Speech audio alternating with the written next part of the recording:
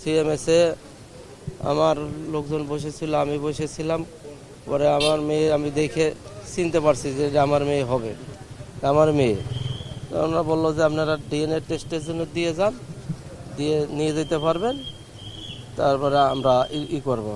লাস্টে বলছে যে না, ডিএনএ টেস্ট রিপোর্ট ছাড়া আপনার দিতে পারবো না, সর্বনিম্ন 2 দিন, সর্বোচ্চ 5 দিন লাগবে।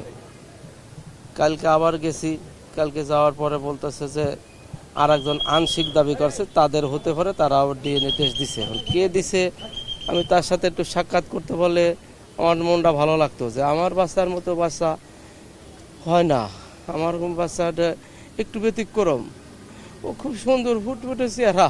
আমাদের বাচ্চা আমরা দেখে হলো চিনতে পারছি। আপনারাও দেখলে ছবি দেখে ভালো করে মিলিয়ে চিনতে পারবেন।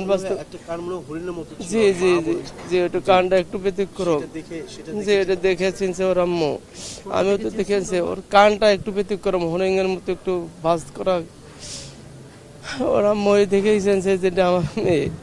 কিন্তু আর একজন কে বললো, ওনার সাথে একটু সাক্ষাৎ করতে চাচ্ছিলাম। মিডিয়ার মাধ্যমে আমরা আরেকজন যে দাবি করছেন যে কে সে লোক, কেন দাবি করবো? ওখানে 4টে বাচ্চা ছিল আমার বাচ্চা সহ, খানা খাচ্ছিল, 2 জনের লাশ নাকি পেয়ে গেছে, আর 2টে লাশ। আমারটা কেন দাবি করবো? আমার বাচ্চা তো আমি চিনি। তা আপনাদের মাধ্যমে যে দাবিদার, তার সাথে একটু দেখা করতে পারলে মনটা ভালো লাগতো যে সে কীভাবে আংশিক দাবিদার করতে পারে।